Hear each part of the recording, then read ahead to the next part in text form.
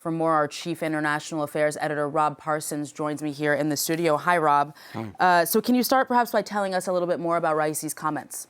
Yeah, well, he did express his grief and sorrow over the death of Mahsa Amini, the 22-year-old woman of Kurdish origin who died in police custody almost 2 weeks ago now. But that's about as far as he went. He said there would be a judicial inquiry. It was already underway and that the results will be published soon. But no real sense of remorse, despite that comment on grief and sorrow.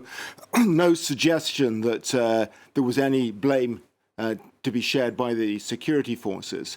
On the contrary, his message seemed to be that the response of the security services, already extremely severe, if we bear in mind that at least according to human rights groups, over 76 people have been killed in the demonstrations, many of them by live ammunition fired by the security services. Thousands have been detained. If you bear that in mind, then the message is a very severe one indeed, that the authorities are going to crack down. There will be no attempts to come to terms with the demands of the authorities, the women, life, freedom slogans of the demonstrators. None of that. This is going to be a crackdown on what Raisi himself calls riots by the protesters. Others in the regime have been taking a pretty similar approach. The foreign minister in New York for the United Nations described what is happening in Iran as no big deal. There's nothing really for us to worry about. There's no threat of regime change, a storm in a teacup. That approach seems to be the one that the regime is adopting at the moment. Rob, it's now been nearly 2 weeks since the death of Mahsa Amini. Just how extensive, then, do you think this protest movement has become?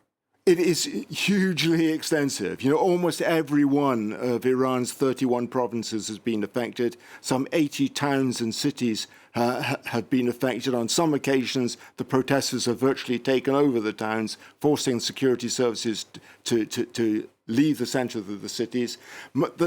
The strongest demonstrations, it seems to be the case, have been taking place in the northwest of the country. That's almost certainly because Mahsa Amini is herself of Kurdish origin. That's where most of the Kurds in Iran are concentrated. And it's interesting that the authorities themselves have been trying, in some ways, to present this, first of all, either as foreign-inspired, the demonstrators acting according to the playbook of either Saudi Arabia, Israel, or the United States, but also playing the Kurdish card as well, blaming Kurdish separatists, in the hope, I imagine, that people who are taking part in the demonstration will start to see it that way as well and will start to back off from it. It isn't working. The demonstrations have been getting bigger, almost 2 weeks now. Rob, how much of a threat, then, do you think, as these protests continue with no sign of slowing, as you say, how much of a threat do you think this unrest poses to the survival of the regime? Very difficult at this stage to really estimate just how serious a threat this is going to be for the regime. The regime, bear in mind, is enormously experienced in dealing with these sort of things. It comes from a revolutionary background itself. It knows what it takes to overthrow a regime. It knows what the regime has to do to prevent that happening through its own experience back in the late 1970s. It also has enormous repressive apparatus at its disposal, as we've been seeing over the last couple of weeks. But it is also the case that the regime has been enormously stressed. The police force, because of the demonstrations have been happening all across the country, absolutely stretched, with chief police officers reporting that their men have been having to do 24-hour shifts and that sort of thing.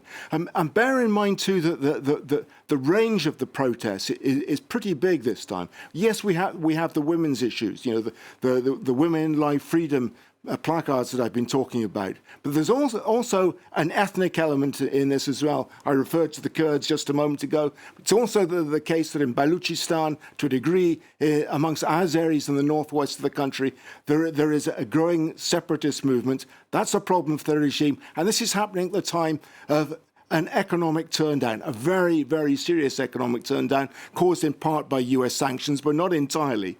GDP per capita since 2012 has dropped from $8,000 to $3,000 at the same time as inflation has been skyrocketing. Add to that, environmental problems, water shortages in large parts of the country, plus an impending succession crisis, potential crisis. Ali Khamenei, the supreme leader, 83 years old and unwell. There are a lot of problems on the regime's hands. Certainly no shortage of issues for protesters to be demonstrating about. Rob Parsons, thank you very much.